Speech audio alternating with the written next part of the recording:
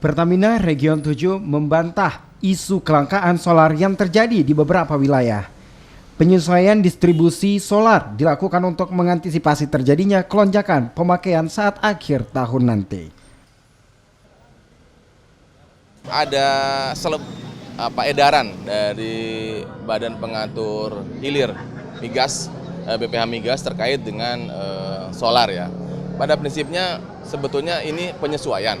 Ya, penyesuaian apa? Penyesuaian supaya kuota solar itu dalam satu tahun itu tetap terpenuhi dan tidak sampai melebihi kuota.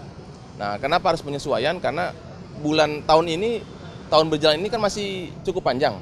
Masih ada September, Oktober, November, Desember gitu. Kita juga harus berpikir nanti konsumsi di akhir tahun Desember biasanya juga meningkat gitu. Nah, kita harus penyesuaian gitu ya.